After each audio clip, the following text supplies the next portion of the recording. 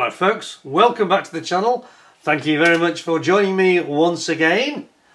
You are always most welcome. Well, hot on the heels of Matchbox March, how about a bit of Airfix April?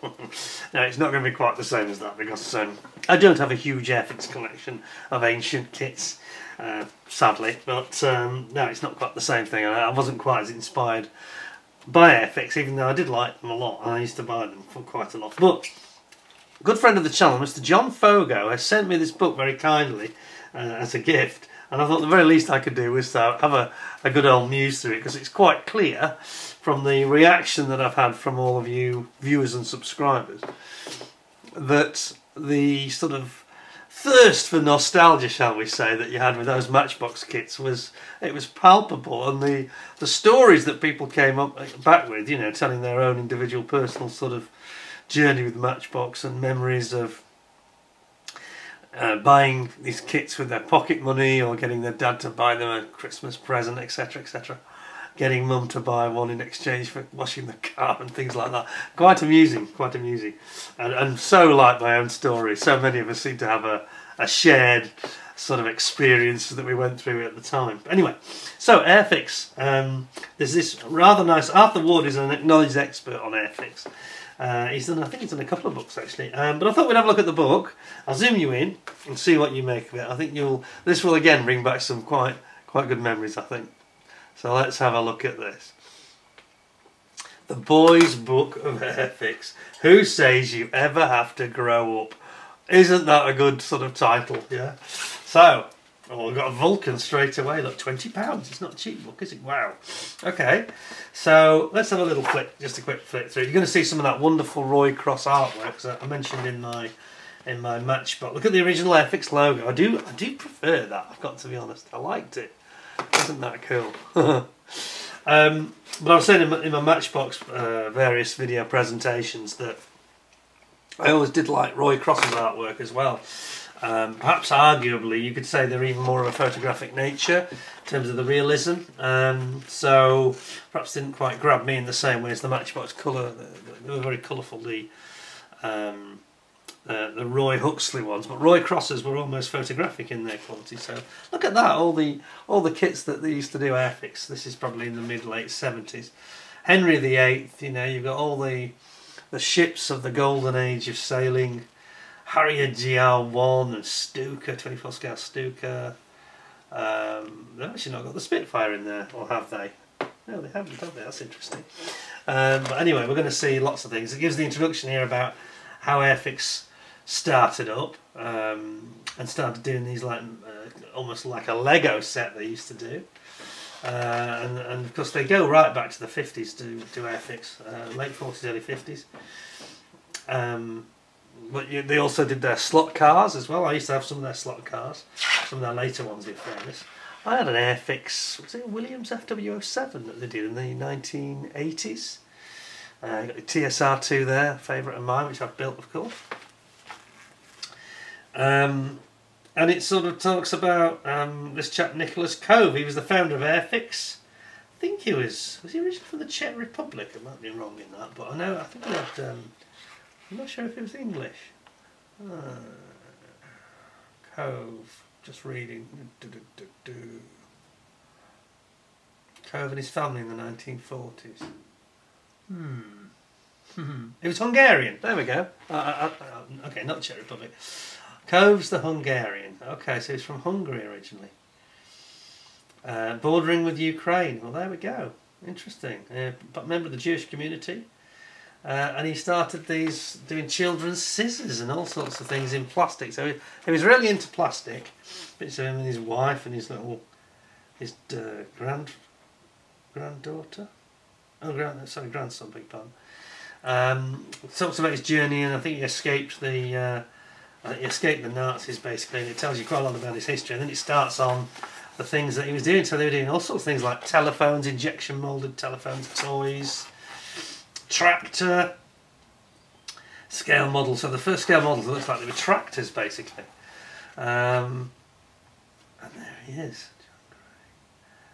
And this is the new blood in the 1950s that came in.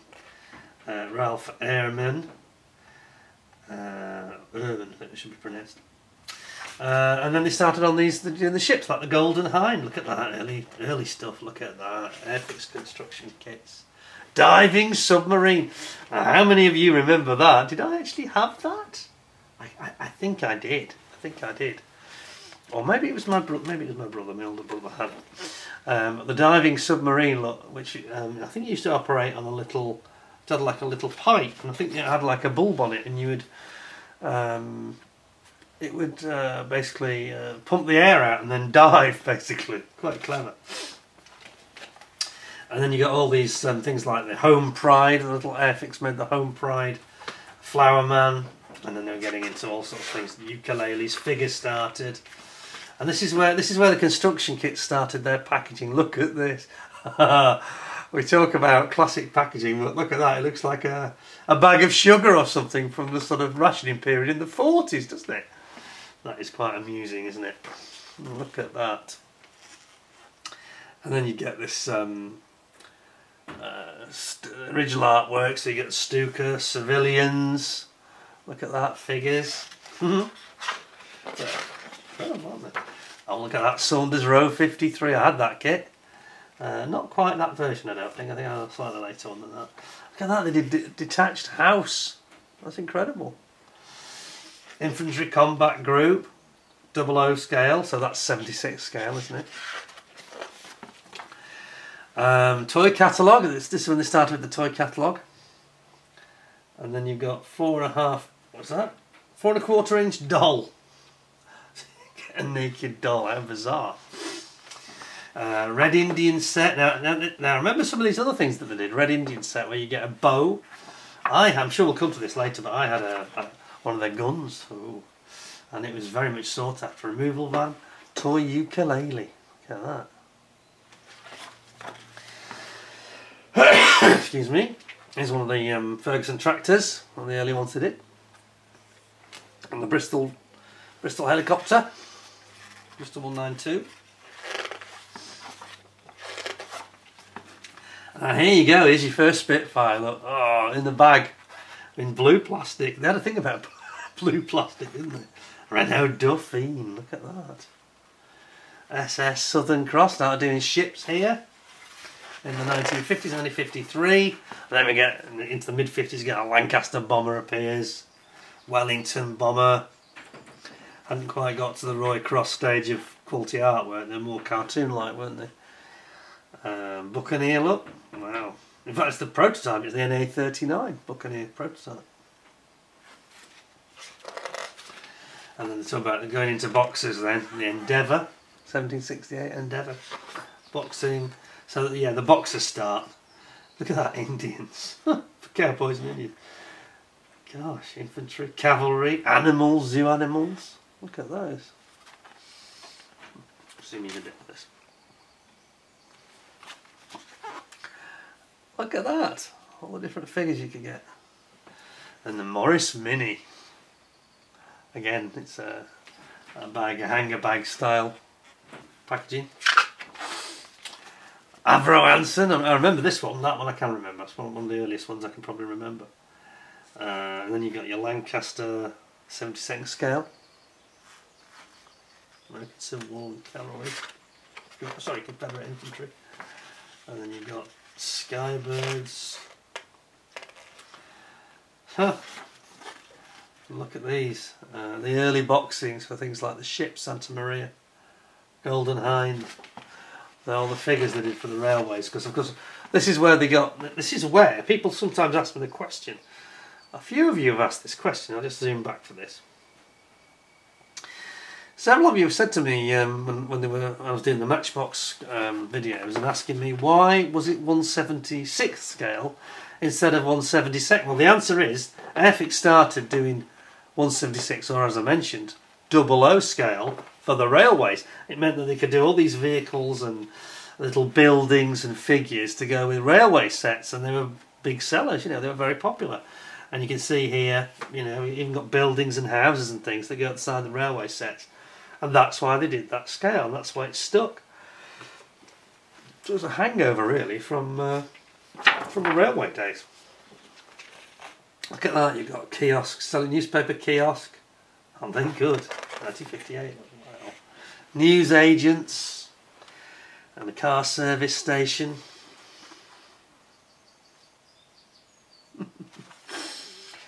And then it's about Woolworths. They start selling them in Woolworths, and this is when they start to really sell them to the masses, you know. And then you get into the 60s, and you start to get Roy Cross appears with his artwork. You can tell straight away Roy Cross with these lovely paintings that he did, and it all starts to look. Oh, actually, it's before Roy Cross. It says on the left of the ship, the great Brian Knight joined Airfix in 1967. It's the Revenge, the ship. And then, yeah, I was right about Roy Cross. That is definitely Roy Cross's work. You can always tell. They're always very dramatic, you know. There's your Renault Dauphine now with a bit of proper artwork.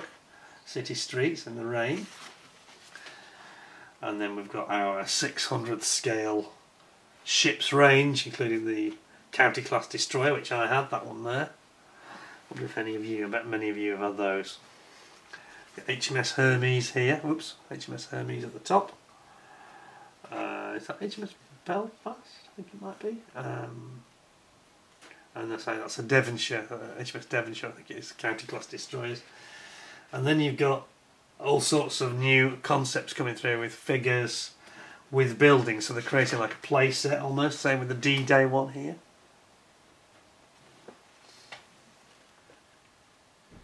D-Day set. And then, oh, we've got a fort here. Fort and figures. Sherwood Castle, Robin Hood and his merry men. And then over here we've got the very first iteration of the Harrier, and many of you will have seen my A Tale of Three Harriers, where I actually compare that original version to the Matchbox and to the later 2014 version, I think it was, from Airfix. And then we've got all sorts of interesting stuff, and this is when you get into late into the 60s now. 2001 Space Odyssey, the movie, came out. What was that, about 60, was it 68 I think, somewhere about there. And then you're getting into also, you've got all sorts of cars start to appear. I'm not sure about this one, I don't remember that. Ton Up Tony, what's all that about? These like, they were called the Airfix Weirdos that were, I think they got the idea from Wacky Races. And then you got the James Bond movies coming out, and Airfix obviously had the license to do the... so you've got the Aston Martin with the ejector seat, you've got the Toyota 2000 GT from You Only Live Twice, so you got your Goldfinger, you've got your You Only Live Twice, and then you've got Odd Job and 007 from Goldfinger fighting it out, figures. I bet if you've got those tucked away in your stash, you've got quite a decent value there. Those will be worth a fortune. I mean, these are classics, aren't they, really? Then we got into all these famous figures, of course.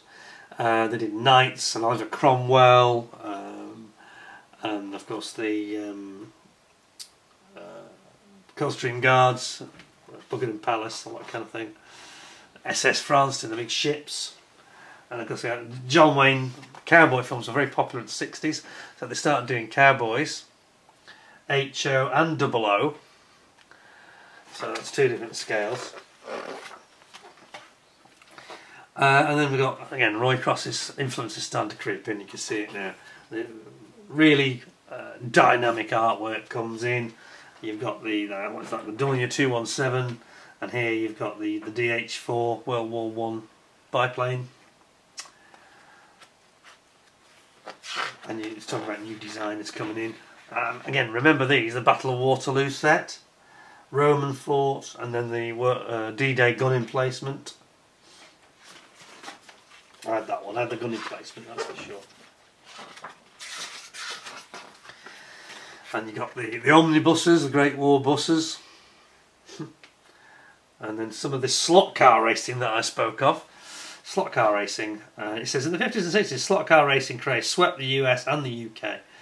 And in an attempt to grab some of the action, in 1962, Airfix purchased Model Road Racing Cars Limited, MRRC. Oh yes, I remember them. They were located at Boscombe in England. And they produced slot cars with the popular front-wheeled Ackerman steering which features a swinging front axle and could be purchased as a separate unit. Yep, I remember that.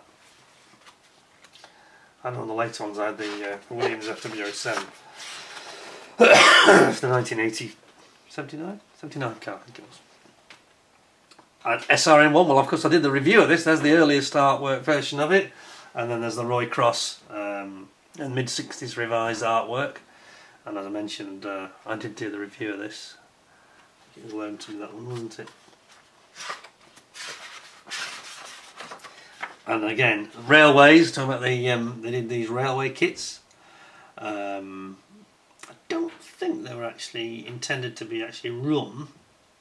Or were they? Yes, they were intended to be run. I'm wrong.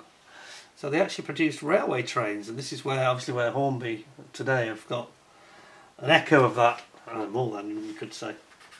But they were competing with Hornby in those days. Fred, the Home Pride flower mascot, manufactured by Airfix. There he is. The Mark I Ford Escort, 32nd scale. Fantastic. Aerial Arrow motorbike. Look at that, 16th scale, nice. And then you're getting into your famous figures, which many of us will remember. And this is where Matchbox really did, actually, in fairness, they did copy Airfix, because Airfix was out, 1960s, so at least 10-12 years before Matchbox brought any out. There we go. Airfix's own enamels. Look at this. Look at the paints they've got. Oh my lord. I remember those bottles as well. I do. I used those. Oh my lord. That shows my age, doesn't it? Before the tinlets even. Oh, those 60s. I think they died out mid-70s. I think they brought the tinlets in about 73, 72, 73, something like that. It'll tell you in the book, of course. You read it all. Kitmaster. Oh, re-released the Kitmaster kit. Okay, reboxings. And then we've got the famous RAF personnel. HO00 scale, 76th again. And then you've got the famous hovercraft. Sorry, the big one, of course. The SRN4. And these were travelling across to Calais, Dover to Calais every day, weren't they? Fantastic things. James Bond, look, and his little Nelly. Roy Cross, it says.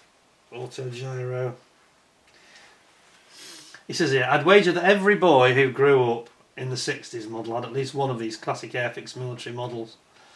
Now these, is that the pre-formed ones, or is that the actual kit? It doesn't make that clear. Because they did do both. And then you could get this pontoon assault bridge. What a wonderful thing that was. Or the storming of the gun emplacement set, where it's a combo now. They're using a gun emplacement and they've got some of their tanks and vehicles with it. And then you get into the 1970s, and this is probably the first, one of the first catalogues I can remember actually, with the F-15. That's got the F-15E, so that's a later one, isn't it? That's 1980s, I think. Airfix takes on the world, and this is when they were. They were doing Cascade cassette storage cases for your cassette tapes. I didn't know they made those. They actually manufactured those for Cascade. So they was doing a lot of subcontracting work and injection moulding as well. Airfix magazine came out, of course, in the mid-70s. You got your dogfight doubles became a thing when they started to put two kits together. In this case it's the Fokker DR1 and the F2B. And of course these became very popular actually. So here's you got your Beaufighter ME109, FW190 the Sturmovik, Roland RF8, sorry, Roland and the RF8 I should say, Roland is the German one, and the Camel and the Albatross. Look at that, these were, I bet some of you out there who are not so young remember this. Look at that, I remember that, I had that one. Spitfire Mark V with the ME 110D. Fantastic. And I had this thing, this combat pack. I remember having this. This is where the pillbox fired discs. So you'd line your soldiers up and you'd have a war game and you'd shoot discs at each other's soldiers. So fantastic. Now this is where you can see that Airfix were getting into dioramas. Now why they've dropped all this I really don't know. To do it as a set, you can see where Matchbox got their idea from. They probably looked at this and thought, well, we can do that in miniature, let's scale it down a bit in terms of what's included, but still create something that's very, very attractive to the buyer, which they duly did. So why Airfix have not grasped their own history? I've said this before, haven't I? I think they would be very wise, Airfix, if they want to really, widen their appeal, to think about this. Look back at the history. Look what they did in the past and how successful it was. Look how Matchbox evolved that. Almost stole their clothes and did it smaller and cheaper and better. They could do this today though, couldn't they, is my point. Something like that. Now, I'll wager that this young man did not build that particular model in his hand. I don't think he did, somehow. Unless it's Spencer Pollard when he was a kid. Because this lad is clearly very gifted, yeah? See what I mean there, can't you? Look at that. That's the 24 scale Mustang. A delighted customer with his 124 scale super kit. Yeah, well, he might be a delighted end customer, but I don't think he did the building. Anyway, super kits were very popular, as were the little infantry sets. The Scorpion, I had that one. That was a lovely little kit, actually. I really liked it. Huh. And you got the magazine issues and some of the famous 70s issues, like the Blower Bentley, 1930 Bentley, which they've just reissued recently. And here's Roy Cross. Roy Cross, the artist, in his Kent studio. Look at that. Awesome. What his paintbrushes look. Oh, fantastic. Genius. You got Washington here. George Washington's troops shooting up the English. Damn them. And then you've got the Grief. Oh, that's interesting, isn't it? Let's just zoom in on this. This is something we've talked about on Matchbox. Can you see how they've gone and blotted out the controversial symbol here that's in the middle of the Africa Corps symbol? Yeah, with a little diamond on it. Oh dear, oh dear. Anyway, Brian Knight, he's the other artist that we spoke of. Here he is. I think he was there before. Was he there before Roy Cross? Roy Cross left and then he carried on, so he obviously had a big impact, in fairness. Brian Knight's pencil sketch for the Commando set. Now I do remember that set. I'm sure you'll probably somebody will recognise that. Commandos with their little sort of knitted hats on. Then we get into some of these MPC. I think they did some work for MPC. US MPC. So they actually produced this. Colossal Mantis Attack City. Scary stuff. And then we get into the really big stuff, of course, the 24 scale kits. And here we've got the Harrier, which was, I have to be honest, not Airfix's finest hour, that one. And they recently reissued this, God knows why. It's a rather silly high price. And I don't think they sold very many of them. Beautiful artwork, again, superb artwork in fact. But the kit inside was not the finest. So some very poor detailing and didn't go together very well. Bofors gun. Bofors complete with tractor. And then you've got, here we go.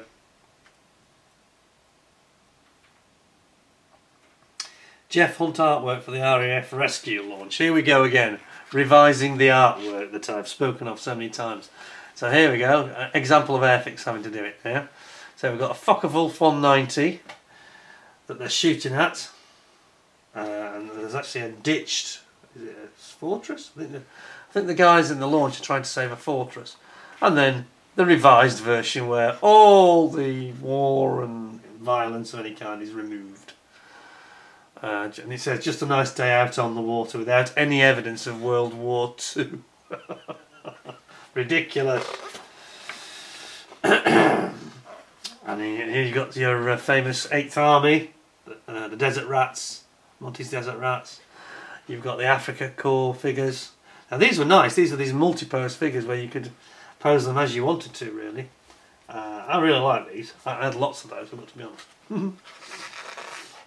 The show jumper. Was it or wasn't it? 112 show jumper. Yes, I've got a feeling my sister might have had that actually years ago. Not sure. South Atlantic Sea Harriers. Here we go. Look at that. Look at the old artwork here. Zoom back a bit. It shows out all the different things, the trains they did.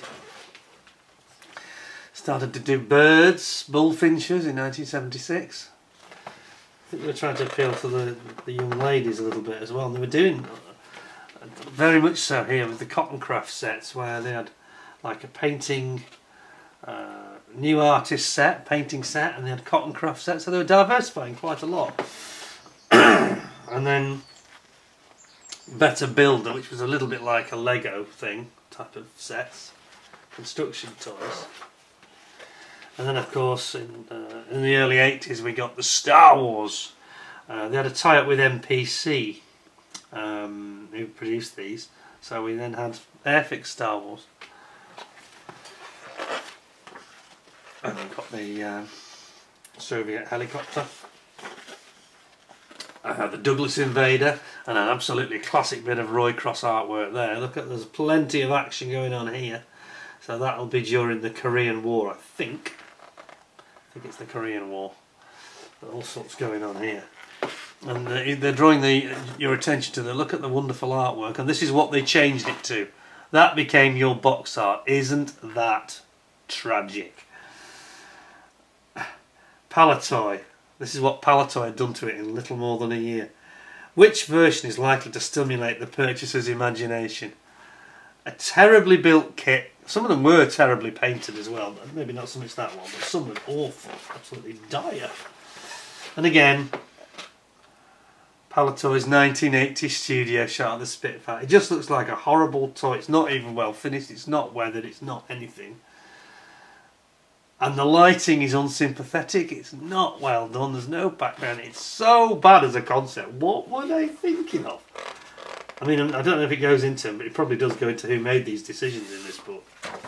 I think it does. So we won't name any names. You'll have to get the book and have a look yourself. But oh my lord, what were they doing? Yeah. And then they started with their dinosaurs, which again, previously they'd had like box art with other dinosaurs in the background. They dropped all that. Model World of Airfix. Compendium 1984. Illustrated History of Airfix and the most famous naming kits. That's quite interesting, isn't it? Was that a game then? Compendium? It looks like it's a game. Board game.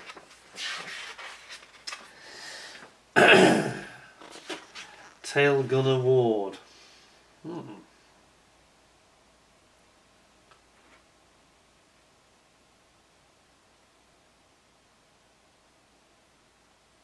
Gun Award prepares to do the decent thing. I strengthened my relationship with Airfix in 1984 further with its magazine. Tail Gunner. So Tail Gunner was the article at the back of the Airfix magazine. Right, got it. Yes, Tail Gunner was the last page at the back of it. I heard people talk about this.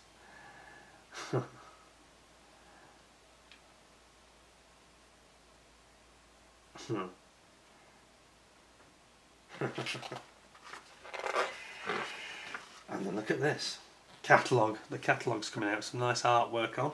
Gives you a flavour of what might be in there. And then these absolutely terrible box arts. We talked about the Palatoy era.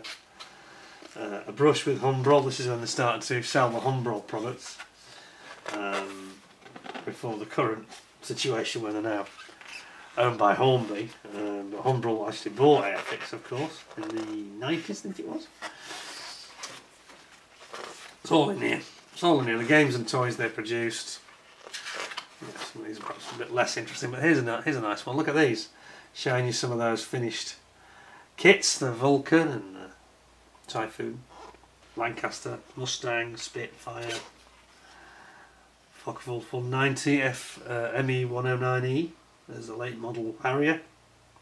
Some late Spitfires there as well, and a rather impressive looking 617 Squadron Tornado. Talking now about the 2000s, we've got they're quite cleverly diversified in things like Shaun the Sheep, which sold quite well with children, it has to be said, and they're not bad kits actually. And then this is talking about the various changes in the way that the box art was presented in terms of the branding and the cutouts that had to be made into the artwork. Tie up with Hornby finally. What year does it give here? I think it was 2007, was it? Because I mean, Airfix only went bust, quite frankly. Trevor Snowden. I've met Trevor. I've met Trevor. Pretty sure he's the. I was speaking to him about the. This is quite funny. A funny story about me putting my foot in it here.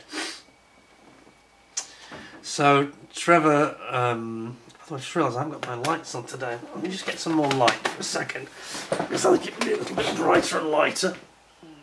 There we go. That's it. Just move that over there. So Trevor was at the Scale Model World in, I think it was about just before COVID, was it? Or was it just after? No, 22 after COVID.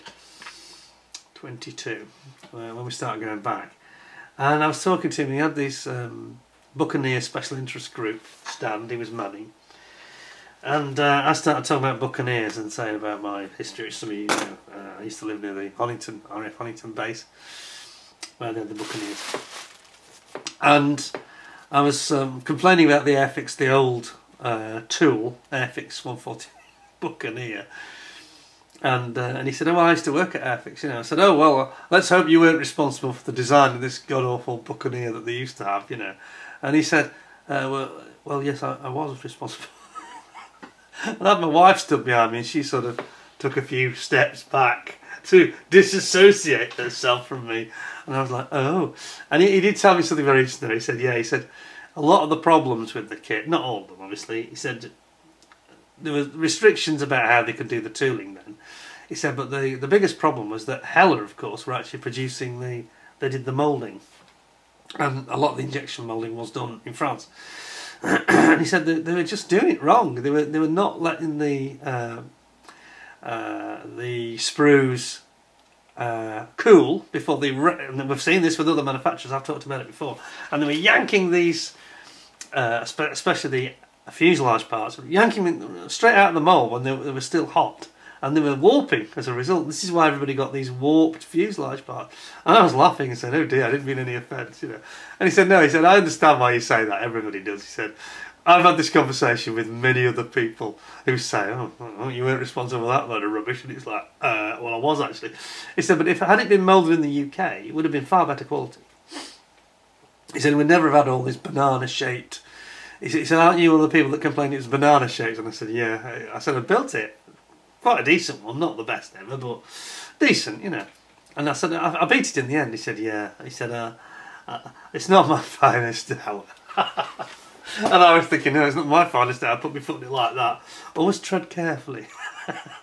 Anyway, here he is. So there's the story, but it was quite funny. And he's here. What's he saying here?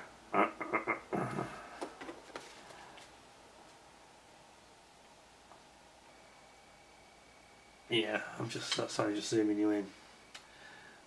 Doctor Who, they were doing Doctor Who and the Daleks. Look at that, they got the Dalek creature inside the Dalek outer. That looks quite good. Daleks in Manhattan. That looks very cool.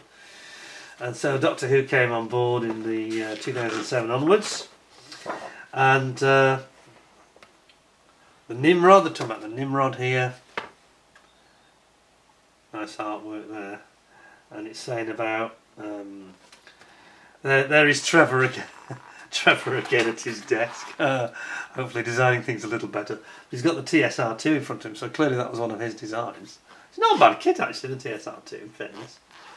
Yeah, the only shortcoming on that kit is the undercarriage is not strong enough. It really isn't. And then we've got Roy Cross's artwork for the reconnaissance vehicle and Kerbal set. And then it's talking about some of the box tops, the interesting box tops. So yeah, one there. And finally, joining Hornby and how they just revised started revising those designs of boxing. It's certainly an interesting book, and here talking about the 24 scale Harrier, 1974, the new model Harrier, the big one, which they got some help from the RAF with, of course. And again, look, here's an interesting one. Now, this is definitely worth a little zoom in. So this is the forward command post. Now, this was a fantastic little diorama they used to do as a set of its own, forward command post. Ideal as a sort of a Normandy style scene. And they don't seem to be majoring on this so much anymore, and these are the sort of things I think they should look at and go back into. And then it's just got at the end it's just got all the various appendix, and it tells you which models came out in which years. So yeah, I thought this was quite a nice book, and I think if you've got the time to give it a proper read, I think you'll find it'll probably make you smile. It'll explain some of their choices in the 60s, 70s in particular. But quite a nice book. If you look at the back here, it's got, there's our 24 scale Spitfire finally makes an appearance. We've got the Hussar, and there's that forward command post that I was just talking about in colour. You can see it now. Yeah. And you get your Tornado there, Dan Buster's Tornado, and what have you, figures. Waterloo.